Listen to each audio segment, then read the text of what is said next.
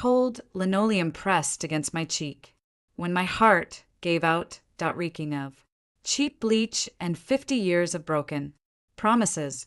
Waking up a decade earlier didn't feel like a divine miracle. It just felt like a sick recycled joke. David stood before me, impatiently, holding the velvet box containing the 5-carat diamond that had catalyzed my previous ruin, waiting for my predictable tears of gratitude. Instead, I smiled, plucked the ring from his fingers, and slid that cursed rock onto his mother's greedy hand. Let his obsessive first love tear her apart this time. Death is not a peaceful fade to black. It is a violent tearing, a suffocation that tastes like pennies and smells like ozone. So when my lungs suddenly expanded, drawing in a sharp, jagged breath of air conditioned to a crisp 68 degrees, my first instinct wasn't to marvel at my resurrection. It was to throw up. I gripped the edge of the kitchen island. The marble was freezing under my palms. Real marble, not the chipped formica of the studio apartment I had died in. I squeezed my eyes shut, listening to the low mechanical hum of the refrigerator. Well, are you going to say something, or just stare at it like an idiot? David's voice, 10 years younger, absent the slight rasp he developed from chain smoking cigars, but dripping with the same condescending impatience I had spent a lifetime making excuses for. I opened my eyes. He stood in the center of our open concept kitchen, dressed in his tailored navy suit, holding a small midnight blue velvet box. My eyes drifted past him to the living room, where his mother, Brenda, lounged on my cream-colored sofa. She was aggressively filing her acrylic nails, the rough SH sound scraping against my raw nerves. Brenda smelled of cloying jasmine, perfume, and stale Virginia Slims, a scent that immediately coated the back of my throat. The ring memory hit me like a physical blow, heavy and precise. It was our 5th anniversary.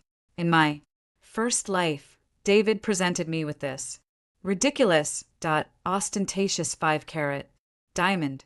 I had cried. I had thought it meant he finally loved me, that he was finally committing to our marriage after years of cold detachment. But Brenda had immediately thrown a tantrum. She claimed I was too careless to wear something so expensive, that a son should honor his mother first. We fought. David sided with her, taking the ring back to keep the peace. What I didn't know then was that David had actually bought the ring for Jessica, his volatile first love, who had just moved back to the city. Using me and his mother as a smoke yacht screen was his way of hiding the purchase from our joint bank accounts. When Jessica found out I had laid claim to it, she made it her mission to destroy me. She succeeded. I stared at the velvet box. The fabric looked soft, but I knew the hinge inside was stiff. Clara, David sighed, shifting his weight. His leather shoes squeaked slightly on the hardwood. I don't have all morning. I have a board meeting at 10 o'clock. I didn't cry this time. My tear ducts felt entirely dried, filled with nothing but dust and exhaustion. I walked over to him. My legs felt heavy, as if moving underwater, but I kept my face blank. It's beautiful, I said. My voice sounded foreign to my own ears, flat, devoid of the desperate, eager to please pitch I used to carry. I took the box from his hands. The diamond caught. The overhead recessed, lighting, throwing fractured rainbows across David's crisp white collar. It was a gaudy thing. Tacky, really, just a jagged piece of compressed carbon designed to buy silence. From the sofa, Brenda scoffed. She dropped her nail file onto the glass. coffee table with a sharp clack. It's too big for her hands, she announced, marching over. Brenda was 58, but dressed like she was 22. Since David's company had taken off, she had invested heavily in Botox, fillers, and a wardrobe consisting entirely of tight designer athleisure and heavy gold hardware. Today it was a hot pink velour tracksuit. She'll just snag it on the laundry. Honestly, David, a waste of money for a housewife. In the past, I would have clutched the box to my chest. I would have argued, why voice trembling, defending my worthiness as a wife. Today, I looked at Brenda. I noticed the slight unevenness of her lip-fillered, desperate way her eyes clung to the wealth her son represented. You know what, Brenda? I said, my tone eerily. Come, you're absolutely right. David blinked, his brow furrowing. What? I stepped toward my mother-in-law. I plucked the heavy platinum band from the velvet slit. The metal was cold. Without breaking eye contact with her, I reached out, took her left hand, and shoved the ring onto her middle finger. It stuck for a second at the knuckle, then slid down. Brenda gasped a sharp intake of air that smelled of mints and plaque. She stared at her hand, completely paralyzed by the sudden shift in gravity. It suits you much better, I said, offering a tight, closed mouth smile. David, your mother does so much for us. She raised you. She deserves to. We're the 5 carats, don't you think? It looks far too cheap for my taste. Anyway, the silence in the kitchen was absolute. The refrigerator hummed louder. David stared at me, his jaw slightly slack, trying to compute the variables. He couldn't object without insulting his mother, and he couldn't take it back without causing a scene. He was trapped by his own cowardice. Well, David stammered, running a hand through his gelled hair. The gel made a faint, sticky sound. If Clara doesn't want it. Oh, my baby boy, Brenda shrieked, instantly recovering. She threw her arms around David, nearly knocking him off balance. I knew you were a good son, not like some ungrateful people. She shot me, a venomous look over his shoulder, but it lacked its usual sting. She was too distracted by the weight on her finger. I turned away, walking to the sink to run the cold water. I splashed my face. The water was biting, shocking my system into the present reality. I was really here. I was alive, and I was completely, fundamentally done. For days past, the atmosphere in the house shifted into a strange, tense purgatory. David was jumpy. Every time his phone buzzed, his shoulders seized. He was spending longer hours at the office, coming home, smelling faintly of expensive jean and a different, sweeter perfume. Jessica, she had him on a tight leash, and I knew she was demanding to see the ring he had promised her, the ring that was currently permanently attached to Brenda's hand. Brenda, meanwhile, that was insufferable. She strutted around our home like a lottery winner. She took hundreds of photos of her hand resting on steering wheels, holding wine glasses, and draped over designer handbags. She posted them all to her public Instagram. Her captions were nauseatingly vague. Spoiled by my main man. Hashtag blessed, hashtag diamonds. Hashtag he loves me. To a stranger, her feed didn't look like a proud mother with her face entirely filtered, her body squeezed into tight dresses, and her captions heavily implying romantic devotion. She looked exactly like a sugar baby. I sat at the kitchen counter, On a Thursday afternoon, peeling in orange. The rind split beneath my thumbnail, releasing a sharp, bright burst of citrus into the air. I watched Brenda out on the patio, yelling at the landscaper while waving her left hand aggressively so the sunlight caught the diamond. It was time to light the match. In my past life, Jessica had found out about the ring through David's credit card statements. This time I needed her. To find Brenda, I wiped my sticky fingers on a paper towel and pulled out the cheap prepaid phone I had bought at a gas station 2 days prior. The plastic casing felt flimsy and light. I had spent hours scrolling through David's iPad while he slept, finding Jessica's current contact info. She wasn't hard to find. Her digital footprint was a monument to narcissism. I opened a blank text message. I didn't want to sound like a concerned friend. I needed to sound like a careless acquaintance. Gossiping. I attached a screenshot I taken from Brenda's Instagram. It was a picture of Brenda from behind wearing a tight black cocktail dress, her hand resting on David's shoulder at a restaurant they'd gone to last night. The diamond ring was front and center. I had cropped the photo just enough so David's face was visible, but Brenda's was hidden. She just looked like a slender blonde woman wearing Jessica's promised ring. I typed out a message with deliberate grammatical flaws. Saw Dave at Lip Patton last night. Thought he was broke. He just dropped like 100,000 on a ring for this chick. Thought you guys were back together. Guess he moved on fast. LOL. I hit send. I set the phone down on the counter. The plastic made a hollow tapping sound. I picked up a segment of the orange, placed it on my tongue, and let the tart juice flood my mouth.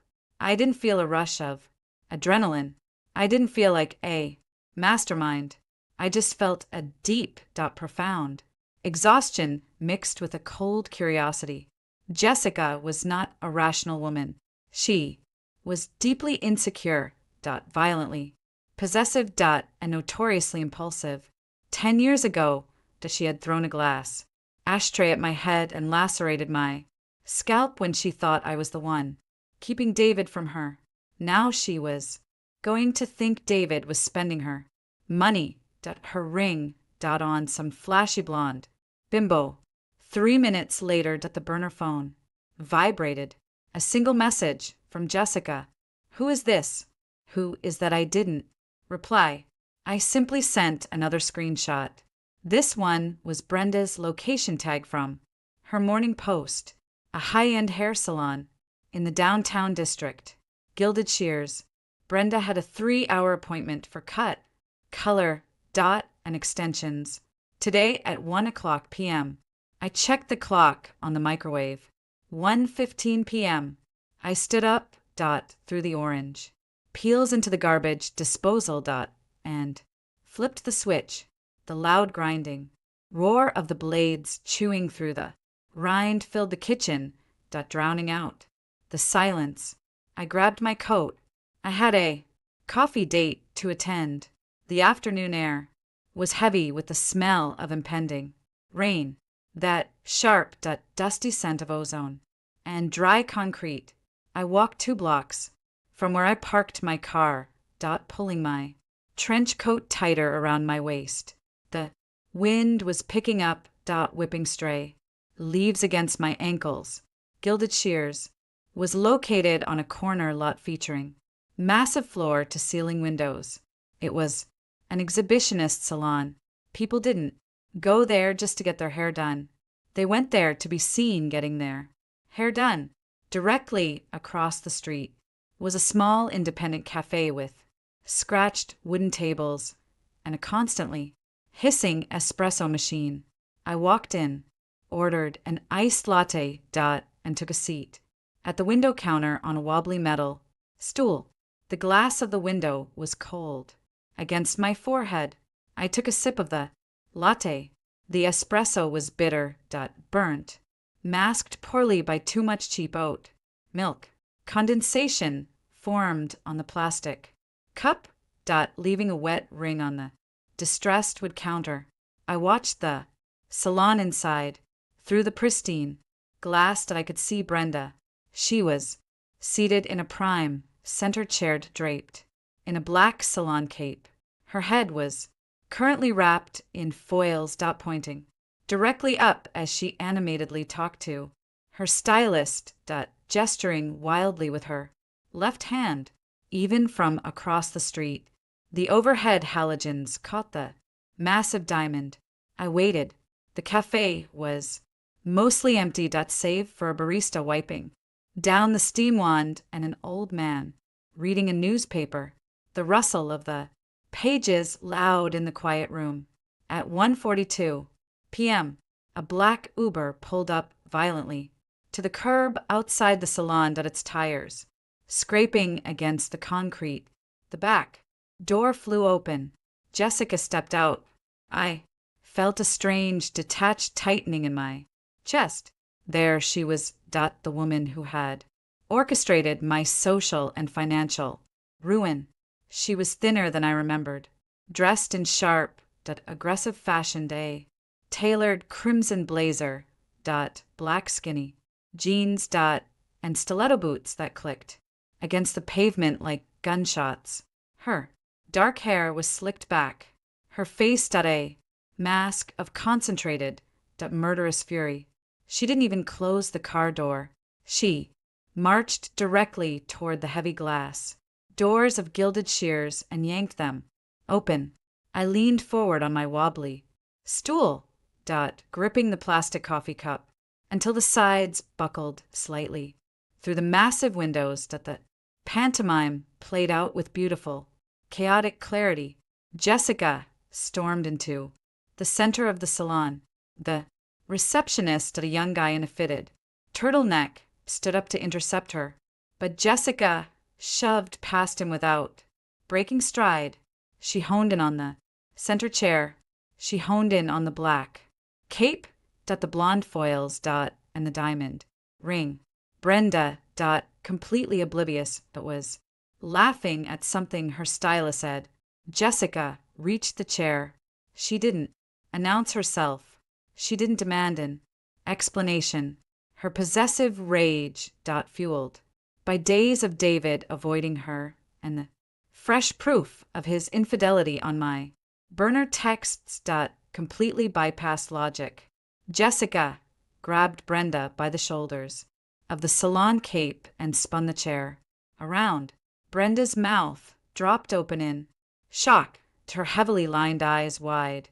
Before Brenda could even form a syllable, Jessica swung smack even across the street over the traffic. I couldn't hear it, but I could feel it. The impact of Jessica's open palm against Brenda's newly Botoxed cheek was violent enough to snap Brenda's head to the side. The cafe barista dropped a metal pitcher.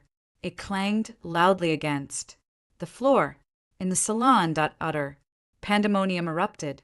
Brenda, recovering from the initial shock, let out a scream that contorted her face. She wasn't a fragile woman. She was a street fighter, masked in designer labels. Brenda lunged forward, her acrylic nails aiming directly for Jessica's eyes. Jessica grabbed a handful of Brenda's hair, foils, bleach, and all, and yanked downward. Brenda shrieked, her hands flailing, managing to hook two fingers into the collar of Jessica's crimson blazer and tearing it down the lapel. Stylists were scattering. Clients in processing capes were leaping out of their chairs, knocking over trays of dye. A bowl of magenta color hit the floor, splattering like a gruesome crime seen across the pristine white tiles. My ring. Take it off, you cheap eye. Could read Jessica's lips, her face twisted in an ugly, feral snarl as she tried to wrestle Brenda's left hand. Help. She's crazy. Get her off me.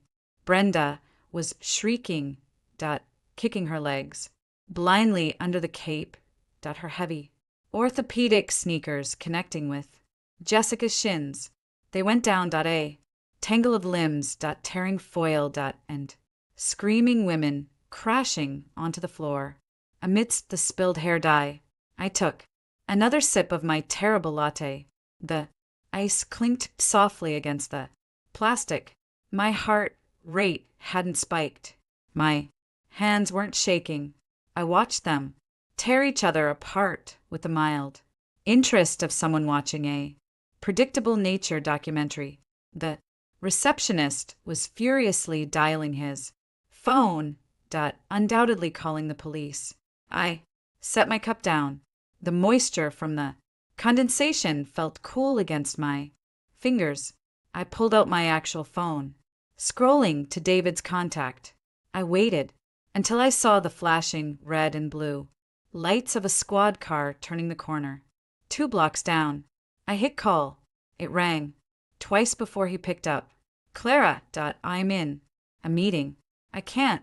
David, I interrupted, injecting a perfect, trembling note of panic into my voice.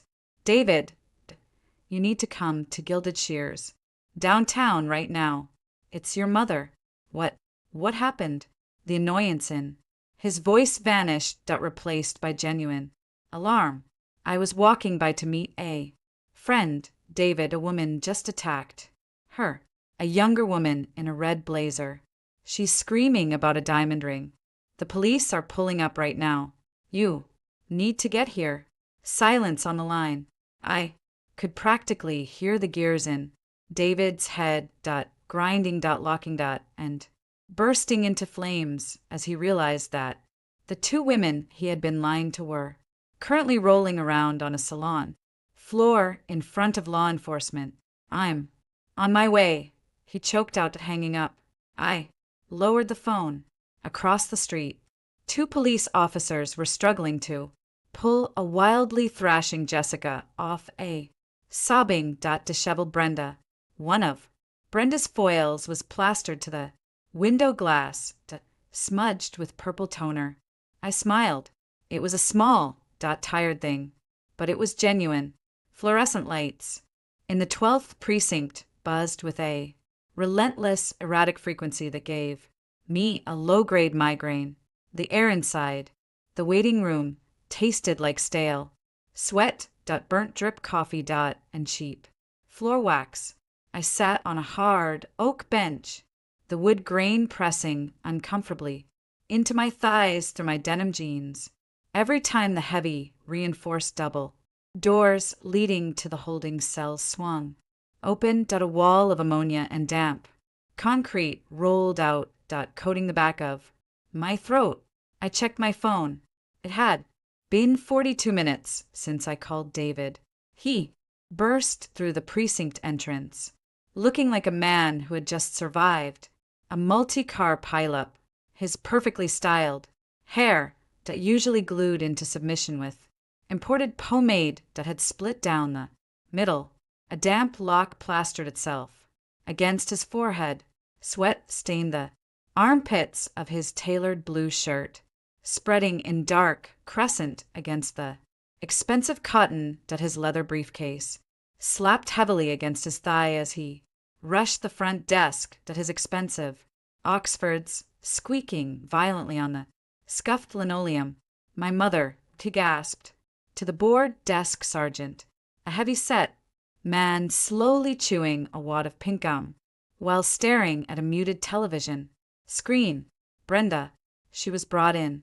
Assault. I stood up, letting the heavy oak bench creak loudly beneath me. David, he spun around at his chest, heaving. Relief, desperate and deeply pathetic, washed over his features when he saw me. He crossed the room in 3 long strides, grabbing my shoulders. His palms were clammy, leaving cold, damp spots through the fabric of my trench coat. Clara, thank God. Are you okay? What happened? The police wouldn't tell me anything on the phone. Who attacked her? I don't know her name. I lied. My voice flat, devoid of the familiar, anxious tremor he was so used to hearing. A younger brunette, red blazer. She came screaming into the salon about a ring. David, it was horrific. They tore half your mother's hair out. The police had to drag them apart on the floor. The color drained from David's face, leaving his complexion the shade of dirty dishwater. He dropped his hands from my shoulders as if my jacket had suddenly caught fire. A brunette red blazer. She kept screaming about how your mother stole her diamond, the one you supposedly gave her. I tilted my head, studying the microscopic, terrified twitch pulling at the corner of his left eye. Do you know her? Before he could scramble his brain for a plausible lie, the heavy double doors swung open. An officer walked out, holding a metal clipboard. Behind him, visible through the reinforced safety glass, was the temporary holding pen. Clear as throat, and there they were. Brenda sat on a metal bench, her hot, pink velour tracksuit smeared with a disgusting concoction of magenta hair, dye, spilled bleach, and dirty floor. Water. Half her head was still trapped in crushed aluminum foils. The developer, oxidizing into a brittle brassy orange. She was weeping, her face a bloated, puffy mess of ruined foundation, smeared mascara and fresh red scratches down her neck. On the opposite metal bench sat Jessica. Her crimson blazer was torn at the shoulder seam, exposing a jagged rip. In her black silk chamisole, one of her stiletto boots was completely missing. She paced the confined space like a rabid feral cat, her chest heaving, glaring at Brenda with a hatred so pure and unadulterated it practically radiated through the reinforced glass. David made a sound in the back of his throat, a choked, strangled whimper. It was the sound of a man watching two separate, carefully constructed, heavily funded timelines violently collapse into each other. David, Brenda shrieked the moment she spotted him through the glass. Her voice scraped against the concrete walls, muffled, but ear-piercing. Get me out of here. This absolute lunatic attacked me. She tried to steal the anniversary ring you bought me. Jessica stopped pacing. Her head snapped toward the glass, her dark, heavily lined eyes locking directly onto David. She didn't scream. She didn't cry. She just pressed her bare hands flat against the window. You bought her a ring. Jessica's voice was lower, deadlier. You told me the diamond was for me, Dave. You told me you were finally leaving your pathetic, broke down wife, and you gave my ring to this old cheap trash. Who are you calling cheap? Brenda exploded, launching herself off the metal bench so fast she nearly tripped over her own orthopedic sneakers. I am his mother. You psychotic mother. Jessica froze, the absolute bewilderment finally breaking through her tunnel vision rage. She looked from Brenda to David, and then, very slowly, her eyes slid over to me, standing calmly beside him. The realization hit her like a physical blow. The older woman wasn't the new mistress. She was the mother-in-law, and I was the wife, standing right there, listening to all of it. The officer with the clipboard cleared his throat loudly, uncapping a cheap ballpoint pen. Sir, you here to post bail for Brenda or Jessica?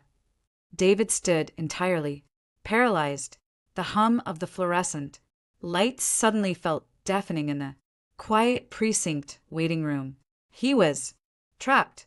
It was a beautiful, inescapable checkmate. If he bailed out Jessica, his mother would publicly disown him, and make his life a living hell. If he bailed out his mother, Jessica would immediately expose his long-term affair to everyone, ruin his professional reputation, and likely vandalize his car. In the parking lot, I didn't give him time to solve the puzzle. I reached into my oversized leather tote bag. The smooth manila envelope felt satisfyingly thick between my fingers. I pulled it out and tapped it gently against David's chest. He flinched violently, looking down at the envelope like it was alive. Grenade, what is this? He whispered, his voice cracking on the last syllable. The way out, I said quietly. My tone wasn't malicious or victorious. It was just numb. The sound of a machine powering down for the very last time. I'm done, David. Both of them are your problem. Now, sign these by Friday or my lawyer starts digging into the Cayman accounts you thought I didn't know about. I didn't wait for him to open it. I turned on my heel. The precinct doors pushed open with a heavy metallic clatter, and the cool, damp city air hit my face. Behind me, the muffled, hysterical shrieks of his mother and his mistress started up again, a chaotic symphony of his own making. I walked to my car, the gravel crunching under my boots. I unlocked the door, slid into the driver's seat, and breathed in the smell of old leather and cold air conditioning. For the first time in 10 years, I breathed without feeling a crushing weight on my ribs. Cardboard boxes always smell like dust and anticipation. I stood in the center of our massive master bedroom, a sharp metal box cutter in my hand, slicing through a fresh roll of packing tape. The loud rip echoed off the high ceilings, sharp and final. The house was suffocatingly quiet compared to the 3-ring circus at the precinct. It was a genuinely beautiful house. Truthfully, a sprawling mid-century modern build tucked away in the expensive hills, filled with authentic teak furniture and curated abstract art that David's corporate assistant had picked out. In my first life, I had spent hours polishing the baseboards, arranging throw pillows, and trying desperately to make it feel like a home.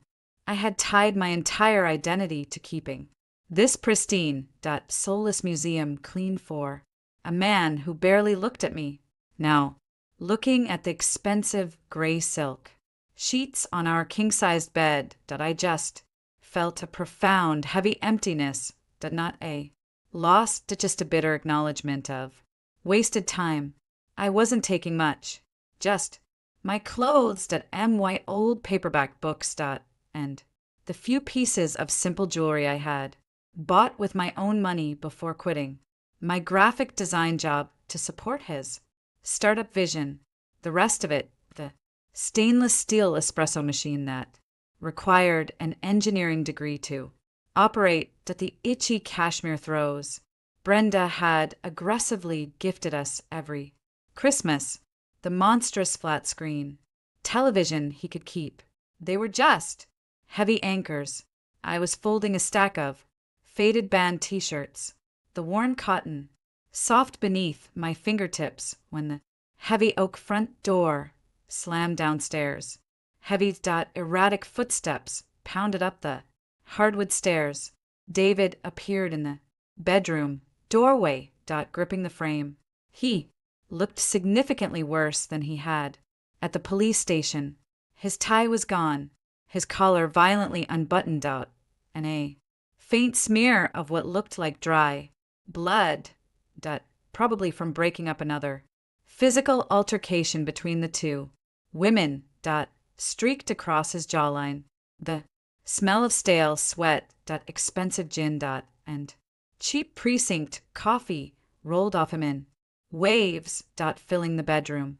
He stared at the cardboard boxes stacked against the wall.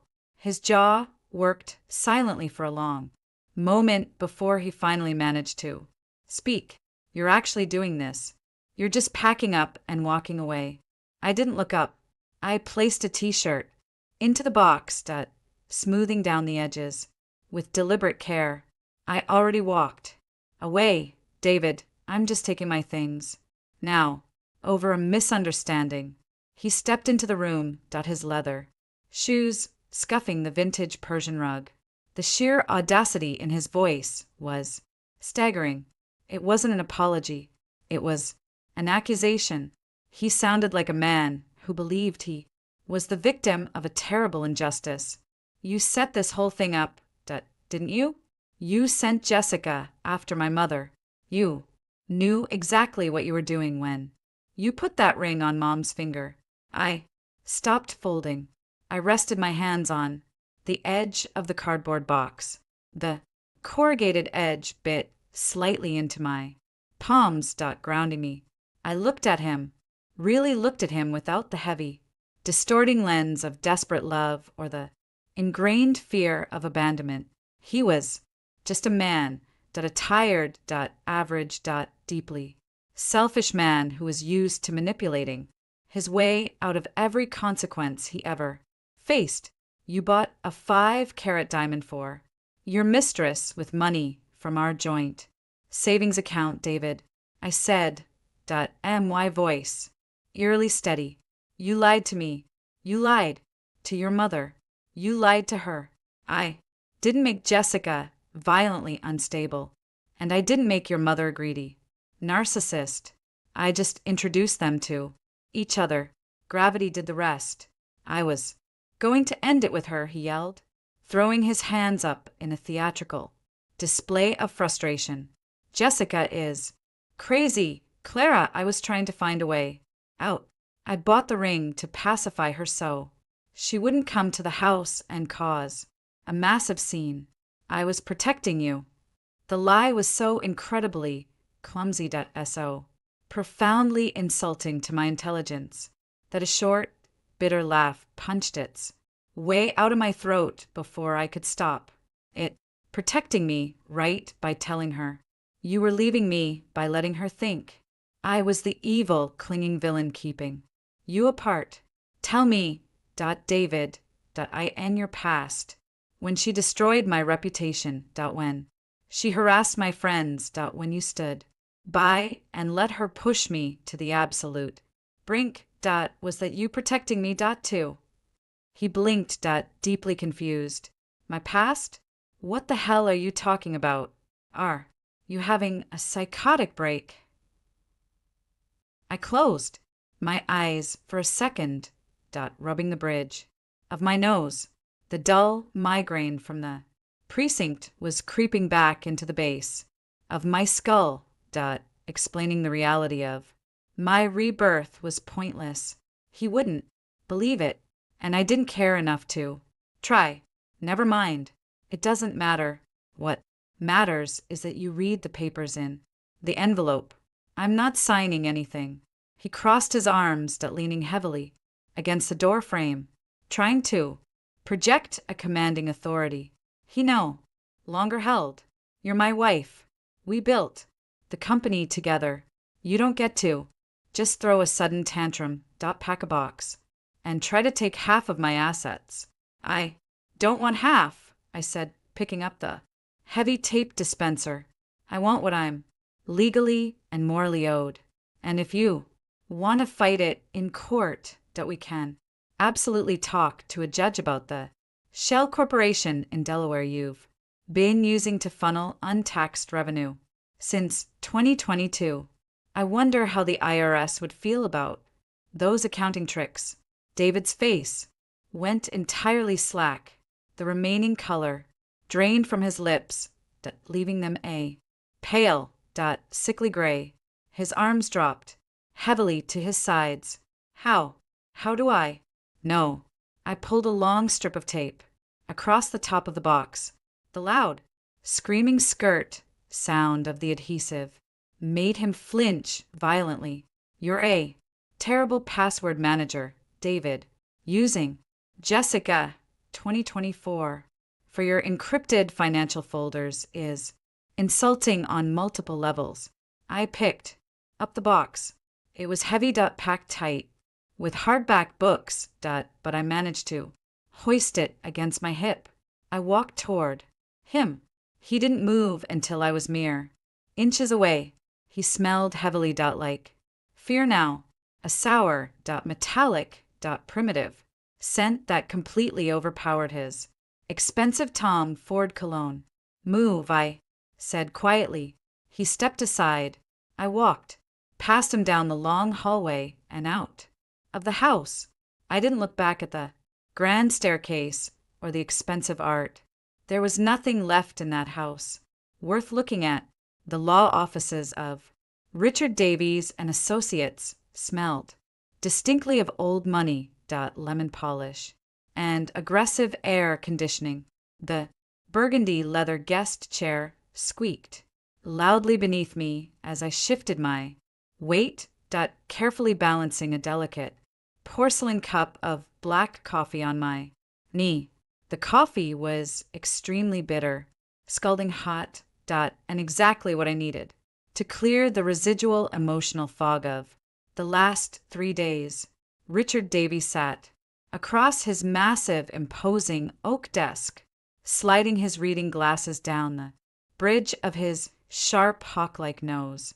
He was a ruthless man, built like a retired heavyweight boxer who had traded his gloves for a custom 3-piece suit.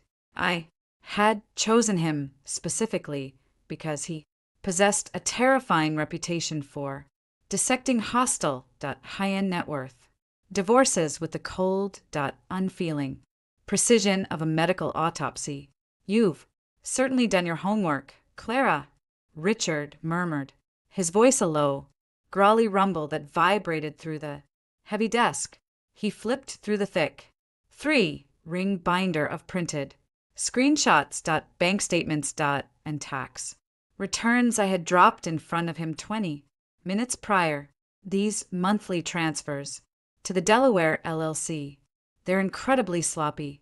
He's commingling corporate funds with his personal accounts to artificially lower his net worth and hide assets from marital property. And these large wire transfers to A.J. Miller, Jessica Miller. I clarified, taking a slow sip of the hot coffee. The heat burned the roof of my mouth slightly, keeping me sharply grounded in the present. His mistress. He's been paying the rent for her luxury loft downtown and funneling cash directly to her under the guise of independent consulting fees for his tech company. Richard let out a short, sharp bark of laughter. Consulting fees. A classic move. An incredibly legally stupid.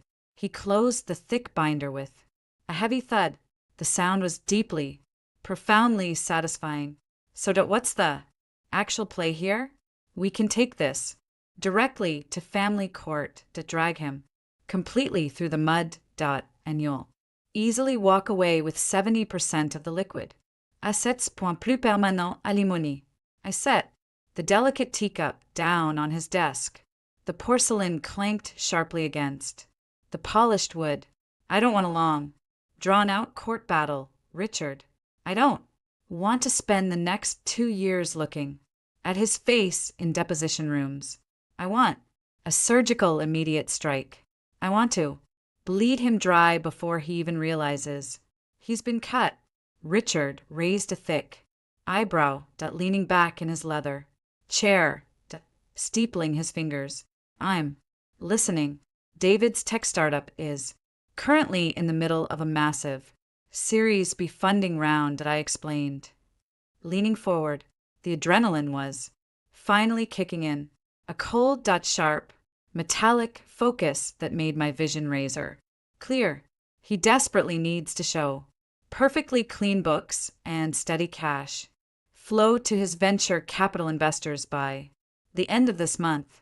If there's even a slight hint of financial instability or worse, corporate fraud to the investors, will pull out immediately. The company will tank overnight. You want to completely nuke his company. No e.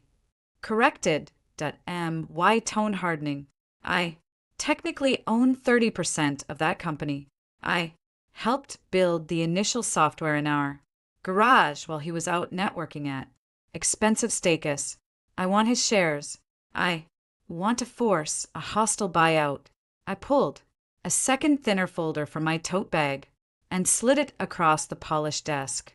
I want you to file an emergency expart. Motion to freeze all joint accounts. Immediately citing the active dissipation of marital assets. Use the wire transfers to Jessica in the fraudulent Delaware LLC as concrete proof he's hiding money once those accounts are legally frozen. His company's entire payroll will bounce. Next Tuesday, Richard traced his strong jawline with his thumb his dark eyes, gleaming with a professional predatory interest. If his payroll bounces during a critical funding round, he's absolutely dead in the water. The employees will panic and the investors will run. He'll be desperate for immediate capital. Exactly. A cold smile touched my lips, feeling entirely foreign, but perfectly correct. When he's panicking when the accounts are locked and investors are actively threatening to pull out you hit him with the final settlement offer. I'll unfreeze the accounts and keep the IRS completely out of the Delaware mess. But he signs over all of his voting shares in the company to me, plus the deed to the house. He walks away with his empty CEO title and whatever loose cash he has stuffed under his mattress. Richard chuckled a low, dangerous sound that filled the office. It's extortion. Adjacent. I absolutely love it. But you realize this will utterly destroy him. He'll lose total control of his own company. He lost control the minute he bought that ring. I said softly, the phantom memory of the cold linoleum floor in my past life flashing violently behind my eyes, the sharp smell of cheap bleach, the crushing, suffocating weight of a failing heart. I'm just handing him the receipt. By Friday morning, the trap finally snapped shut. I was sitting on the small concrete balcony of my newly rented apartment, wrapped in a thick, oversized wool sweater against the biting morning chill. The air smelled of damp earth, impending rain, and car exhaust from the busy street far below. A heavy ceramic mug of green tea warmed my palms. My phone, resting face up on the row iron table, began to violently vibrate. The bright screen flashed David's name. I let it ring. The metallic buzzing sound vibrated harshly against the table, a frantic, desperate rhythm. It stopped, then immediately started ringing again. I picked it up on the fourth ring, bringing the cold glass to my ear. Hello, Clara. His voice was a panicked, high-pitched shriek, completely devoid of his usual polished, arrogant cadence. Background noise echoed loudly behind him, the chaotic, overlapping sound of an office in total turmoil. What the hell did you do? My corporate cards are declining. The main accounts are locked. The bank says there's a massive legal hold. I took a slow, deliberate sip of my tea. The steam curled gently against my cheeks. I'm protecting my assets, David. You have a very bad habit of giving them away to angry women in hair salons. You insane, you can't do this. He screamed. The sharp sound of something heavy, probably a coffee mug smashing against a wall, echoed through the speaker. Payroll goes out on Tuesday. If we bounce payroll at the Series B, investors will launch a full audit. They'll walk. You're going to completely ruin everything we built. Correction. I said. My voice dropping to a terrifyingly calm, deadpan whisper. I am going to save what I built. You are going to sign the settlement papers my lawyer sent you an hour ago. Check your inbox, David. Papers? What papers? I could hear the frantic, rapid clicking of a computer mouse, his heavy, ragged breathing scraping against the phone's microphone, then a long, incredibly hollow silence. You've, his voice cracked, instantly reduced to a dry, broken rasp. You want my voting shares? You want total control of the board, Clara? This is my company. I am the CEO, and you're doing a genuinely terrible job. A CEO shouldn't commingle corporate funds with a shell company to pay his mistress's rent. It's terrible for employee morale. I leaned back in my chair, looking up at the heavy gray, overcast sky. Sign the settlement, David. Sign over the shares. Give me the house, and I'll call Richard to lift the financial freeze. You get to keep your fancy title and your salary, but I make all the decisions from now on. If you don't sign by 5 o'clock today, I let the investors see the Delaware tax returns. You wouldn't, he whispered, but the arrogant defiance was completely gone. It was just fear now, raw, unadulterated, suffocating terror. Try me. I hung up the phone. I didn't turn it off. I just set it back on the cold iron table and listened to the distant, rhythmic hum of city traffic. The air felt significantly lighter.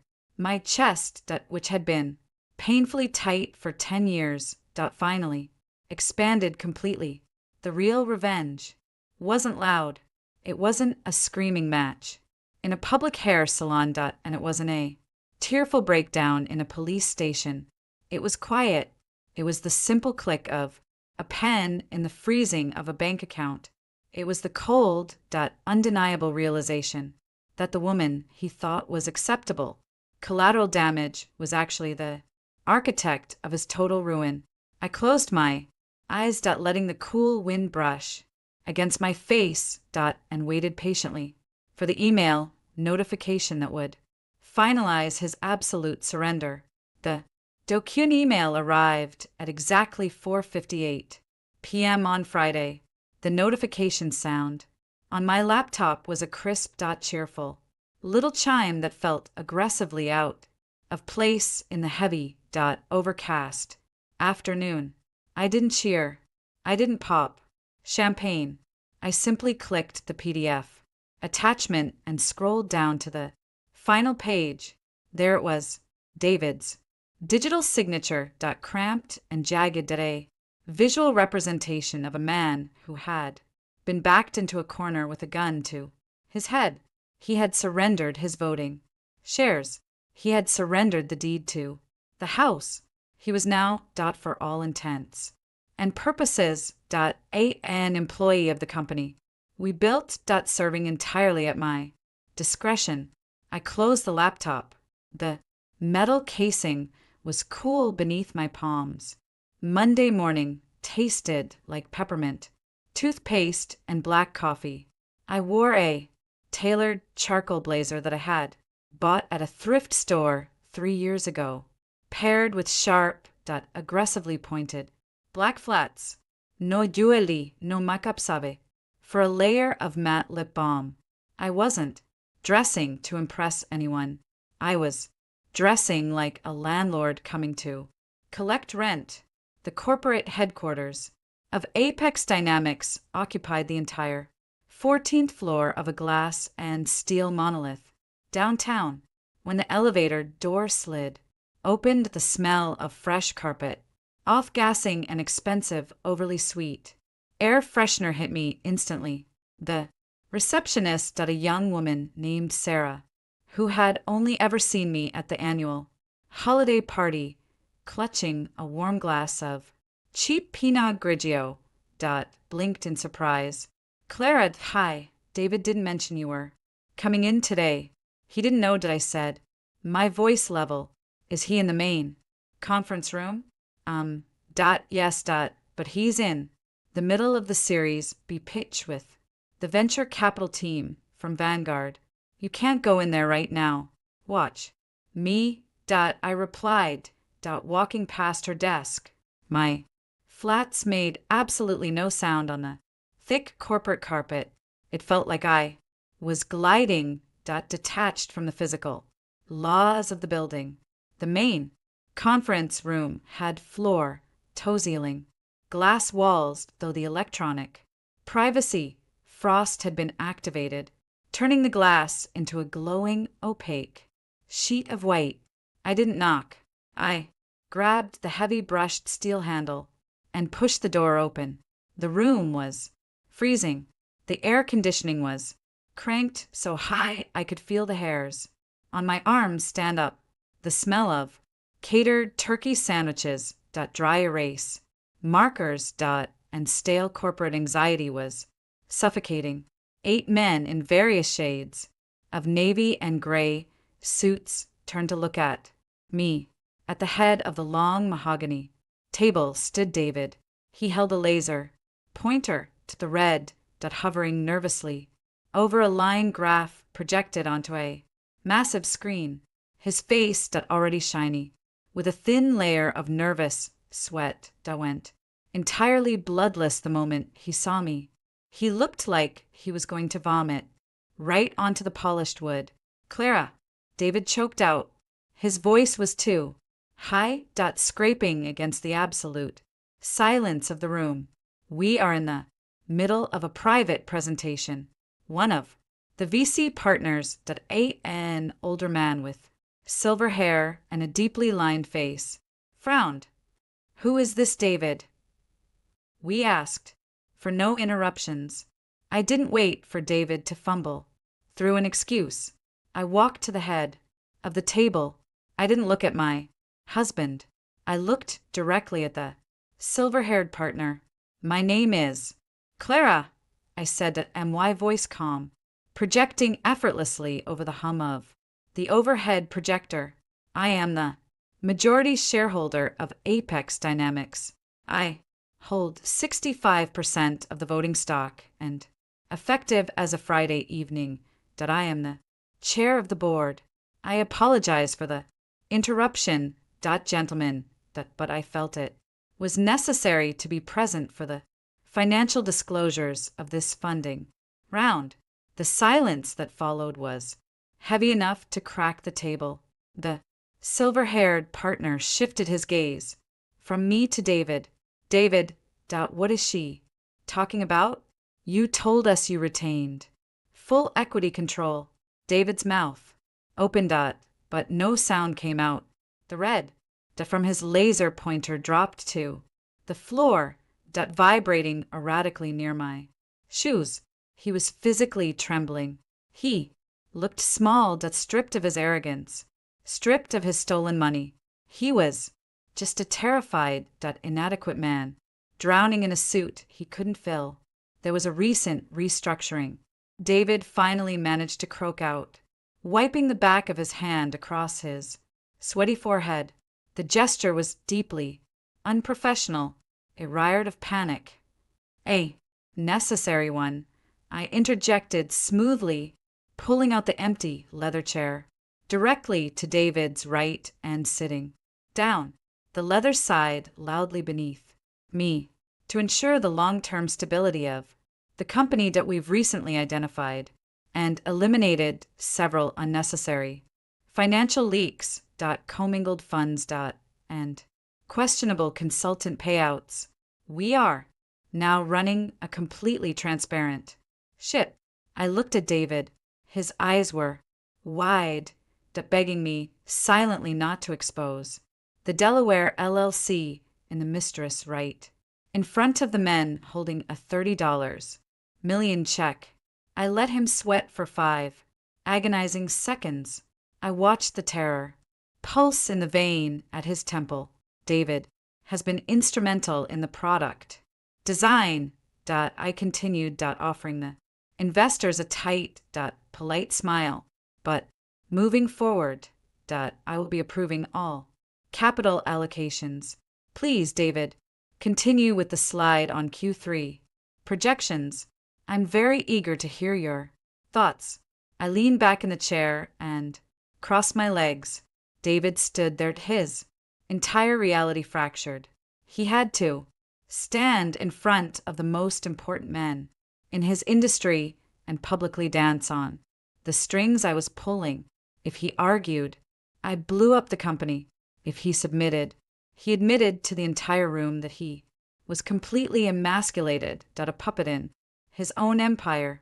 He swallowed hard. The sound was audible.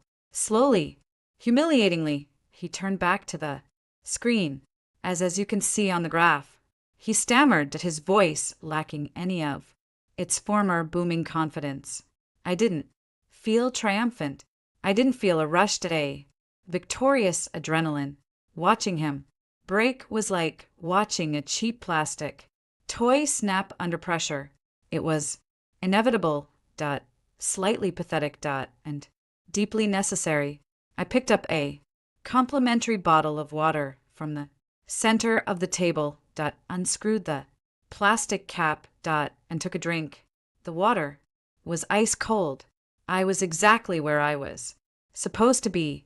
2 weeks later, the sky opened up and dumped a miserable, freezing rain over the city. I pulled my car into the driveway of the mid-century house. House. The tires hissed over the wet asphalt, parked haphazardly on the front lawn, crushing a bed of expensive hydrangeas. Was a budget moving truck. The bright yellow logo on the side was smeared with mud and road grime. I killed the engine. The rhythmic beating of the windshield wipers stopped, leaving only the dull, heavy drumming of the rain against the roof of my car. I sat there for a moment, inhaling the smell of damp car, upholstery, and cold coffee, watching the front door. David was moving out. His salary was capped. His assets were locked without the ability to leverage his company shares for massive bank loans. He couldn't afford to buy another house in this zip code, let alone maintain the lifestyle he was used to. He was renting a 2-bedroom apartment near the airport. The heavy oak front door opened. David walked out carrying a large, poorly taped cardboard box. He wasn't wearing a suit today. He wore gray sweatpants and a faded college hoodie that was fraying at the cuffs. Without the expensive haircuts and the tailored clothes, he looked a decade older. The dark circles under his eyes looked bruised, permanent. Behind him, struggling with a black trash bag full of clothes, came Brenda. I almost didn't recognize her. The hot pink velour and heavy gold jewelry were gone. The expensive salon extensions had been removed, leaving her natural hair thin, brittle, and heavily damaged from the chemical burns of her fight with Jessica. She wore a beige raincoat that swallowed her small frame. She looked exhausted, entirely deflated, complaining bitterly with every step she took toward the truck. I grabbed my umbrella from the passenger seat, pushed the car door open, and stepped out into the rain. The cold water hit my ankles instantly, soaking through my socks. I pressed the button on the umbrella, and the black canopy shot open with a sharp, echoing thump. David stopped halfway down the driveway when he saw me. The cardboard box in his hands sagged in the middle. The tape was peeling back, exposing the edges of a video game console. "You're early," he muttered. His voice was entirely flat. He didn't have the energy for anger anymore. He was just surviving the wreckage. I wanted to do a final walkthrough before you handed over the keys, I said, walking closer. The rain drummed loudly against my umbrella. The air smelled of wet concrete and dying flowers. "We didn't trash the place, Clara," he said, bitterly, adjusting his grip on the box. "You won. You got everything. You don't have to gloat. I'm not gloating. I'm verifying. I looked past him at Brenda. She stopped to dropping the trash bag onto the wet driveway. She glared at me, her mouth twisting into a sour, ugly line. But she didn't say a word. The fight had been completely beaten out of her. Without David's bottomless bank account to fund her lifestyle, she was entirely dependent on him again. Moving into his cramped apartment, the sugar baby fantasy was dead. Where is Jessica? I asked, the question slipping out before I could stop it. I thought she'd be here to help you pack. David flinched. The reaction was microscopic. But I caught it. A muscle in his jaw twitched violently. She's gone, he said, staring at the wet asphalt. When the bank accounts froze and she realized I didn't own the company anymore, she keyed my car and blocked my number. She moved to Miami with some guy she met on a yacht. I felt a dark, heavy knot in my chest loosened slightly. It was so perfectly, predictably cheap. Jessica didn't love him. She loved the reflection of herself she saw in his money. The moment the mirror shattered, she walked away, and David, who had thrown away a decade of loyalty for a shiny object that was left holding nothing but the broken glass. I see that, I said softly. David looked up at me. The rain was blowing sideways under the hood of his sweatshirt, matting his hair to his forehead. For a single fleeting second, I saw a flash of genuine devastating regret in his eyes. He looked at me not as the woman who had ruined him, but as the woman he had completely taken for granted, the woman who used to have dinner waiting, the woman who used to quietly rub his shoulders when he was stressed. Clara, he started, his voice cracking slightly. He took a half step toward me, the cardboard box in his hands crinkled. If I had just don't. I interrupted, my voice slicing through the heavy wet air like a razor. I didn't yell. I just shut the door. Don't ruin the ending by apologizing, David. It doesn't suit you, and I don't want to hear it. I held out my hand, palm up. The rain hit my bare skin, cold and sharp. He stared at my hand for a long time. Then heavily he shifted the box to one arm, reached into his sweatpants pocket, and pulled out the heavy brass key to the front door. He dropped it into my palm. The metal was warm from his body heat. Goodbye, David, I said. I didn't wait for him to reply. I turned my back to him, walking past Brenda in her garbage bags, and climbed the stone steps to the front porch. I slipped the key into the lock. It turned with a heavy, satisfying click. I stepped inside and shut the heavy oak door, cutting off the sound of the rain, the sound of the truck, and the sight of my past entirely. The house was empty. It wasn't just devoid of furniture. It was devoid of the heavy, suffocating anxiety that used to coat the walls like invisible nicotine stains.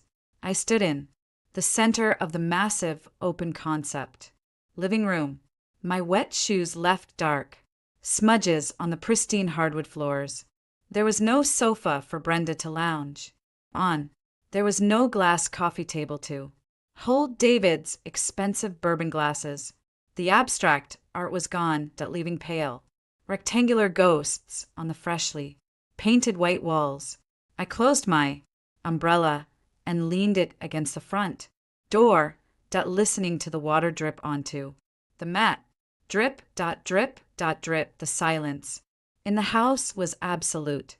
It was so quiet it almost rang in my ears. For 10 years, why life had been filled with noise. The noise of Brenda's complaints, the noise of David's excuses, the noise of my own internal panic as I tried to keep a failing marriage afloat, then the violent, chaotic noise of the police Station. The boardroom. The lawyers. Now, there was nothing. I walked into the kitchen. The marble island was still. There, cold and unforgiving. I ran my fingers over the edge. In my previous life that I had died right here. I had collapsed on this floor, my heart giving out under the weight of betrayal and profound, unmedicated stress. I remembered the smell of the bleach. I remembered the freezing linoleum of the cheap apartment I had been banished to. I looked down at my feet. I was wearing sturdy leather flats. My heart was beating steadily against my ribs at a strong, rhythmic thumping that felt incredibly grounding. I walked over to the massive windows overlooking the backyard. The rain was still falling, washing the mud off the patio stones. The sky was a bruising shade of purple and gray. Winning didn't feel like a movie. There were no swelling strings in the background. There was no sudden, magical realization that everything was perfect. Now I was 32 years old. I was entirely alone in a massive house, holding the reins of a tech company I barely cared about with a divorce degree. Sitting on my kitchen counter, I was tired. My bones ached, but I was breathing. I walked over to the refrigerator. It was the only appliance David hadn't managed to drag out. I pulled the heavy stainless steel door open. The bright, sterile light illuminated the empty shelves. Sitting on the middle rack was a single cheap bottle of red wine I had bought at a gas station on the way over and a plastic cup. I grabbed the bottle. I didn't have a corkscrew. I had bought the twist kind. The metal cap clicked loudly as I broke the seal. I poured a heavy measure into the plastic cup. It smelled intensely of synthetic grapes and cheap alcohol. I took a sip. It was terrible. It tasted like vinegar and regret. I smiled. The smile grew, stretching across my face until my cheeks actually ached. A laugh bubbled up in my chest, short and ragged at first, then louder. It echoed off the empty walls, bright and sharp. I took another sip of the terrible wine. I looked around the empty, cavernous room. I didn't need to rebuild a marriage. I didn't need to earn anyone's love. I had ripped the rotting wood out of my foundation and burned it to the ground. The plot of land was finally clear. I could build whatever I wanted now. I walked back to the center of the living room. Sat directly on the cold hardwood floor. And pulled my knees to my chest. I listened to the rain. I listened to my own breathing. I felt the rough texture of my wool sweater against my chin. This was it. The second chance. It wasn't pretty. And it wasn't romantic. It was surgical. Ruthless. And entirely mine.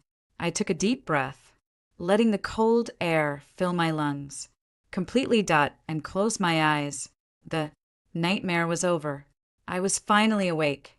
There is no magical fairy tale when you claw your way back from the grave.